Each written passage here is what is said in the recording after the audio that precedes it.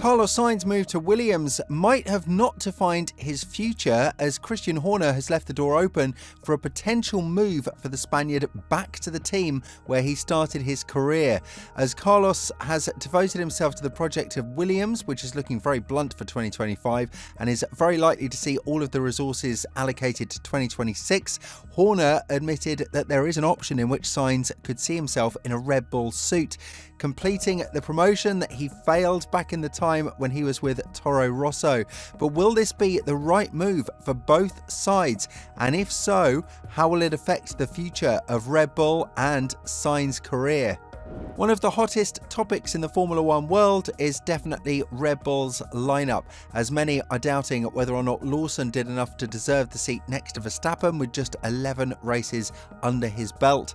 On top of that, the future of Verstappen has been talked about again by his father, who is known to be the primary voice for his son when it comes to how he actually feels. So all in all, the current lineup of Red Bull is all but certain after 2025. This is why a potential move from outside their pool of drivers, something that they did with Perez and back in 2006 with Coulthard, could be a legitimate move again.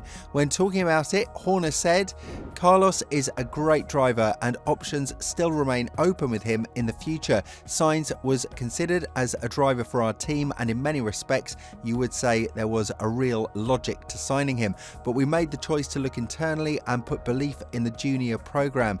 That attracts more juniors because they see a pathway to Formula One, and if we'd gone outside the program, that is not sending the right message, because there is too much competition now for young drivers, even at the age of 13 or 14 between the teams. That is healthy because it is investing in young talent, but by joining the Red Bull program, you see a clear pathway that if you deliver, pretty much guarantees you'll get to Formula One."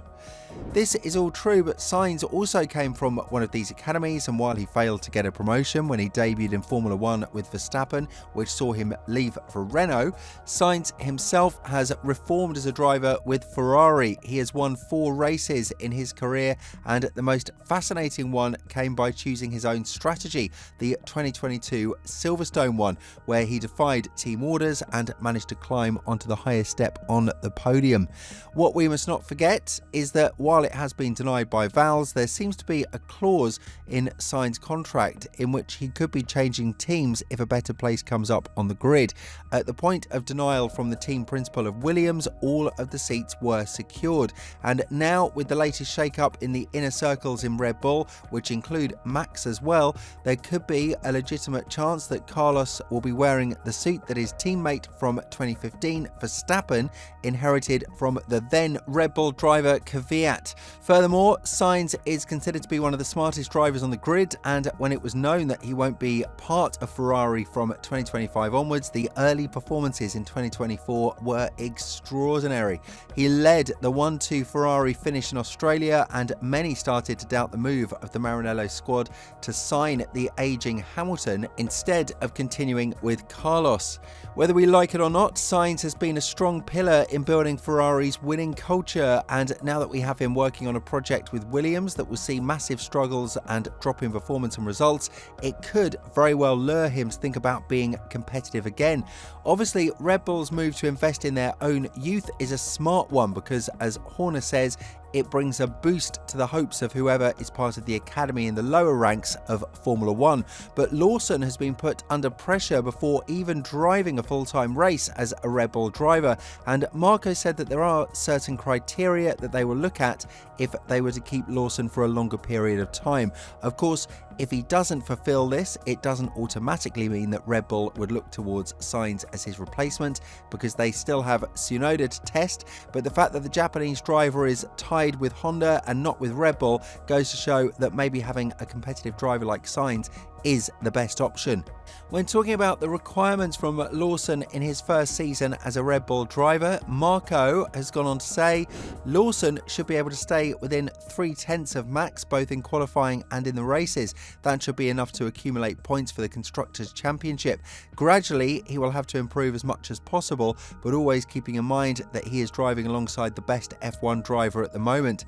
In doing so, he should not get involved in the technical side of things, such as setup setups and strategies, for example, something other teammates have done in the past. Liam will have to accept that Verstappen is the best. We will see how close he can get, but he should not get in the car with the aim of beating Verstappen. That has gone wrong with all his teammates. This statement is very humiliating at the start of Lawson's career, and it hasn't even begun yet. He has to accept the fact that he will be the second driver in Red Bull, and he won't interfere with Verstappen's championship quest.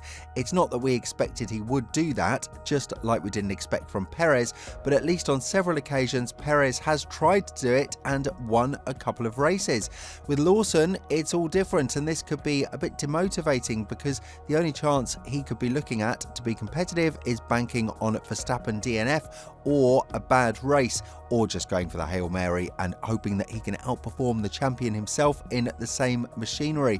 Now, Red Bull have faced a drop of performance of their own, which was primarily shown through Perez's performance, in which he finished 8th in the Drivers' Championship, while his teammate won the title with a couple of races to spare. However, now that the field is levelled, Red Bull are going to need two very strong drivers in order to compete at the front, and while they invested a lot in their academy drivers and promoting one of them instead of the 4-year experienced Tsunoda, it might not be the right move at all. There is already tons of pressure within the Austrian team, and Horner has been very clear that the philosophy of the team is going to remain the same. They have a lead driver, and if you can get nearby Verstappen, that would be amazing for the team, but it's not necessary that you should beat him because it's quite an impossible mission on its own.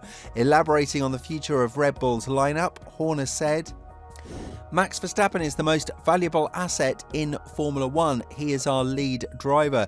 If you can get close to him, fantastic. But the reality is that the expectation is for Max to win. A team like Ferrari next year, for example, are going to have two drivers that are going to be taking points off each other. Which horse do you back? You have to back both of them, but that sometimes becomes divisive within a team." Now, to say that Sainz can challenge Verstappen is a bit of a far-fetched scenario, but to say that he has far more realistic chances of doing that than Lawson probably is reality. After all, are we talking about a driver who has won races on his own and driven for top teams? So whether we like it or not, Sainz has proven that he has the quality of a Formula 1 driver who can be a great asset to any team out there. It's not a coincidence that Valls has spoken very highly about his lineup from 2025 onwards, saying that he believes it's one of, if not the best on the grid, something that he was mocked for through social media. But nevertheless, the future of Verstappen is hanging in the air and primarily now depends on the performance of the 2025 car. And of course, with Lawson yet to show what he can do within Red Bull with so little experience in the sport and with having so much pressure on his shoulders. Do you think that Carlos is a legitimate candidate to drive for Red Bull in the foreseeable future?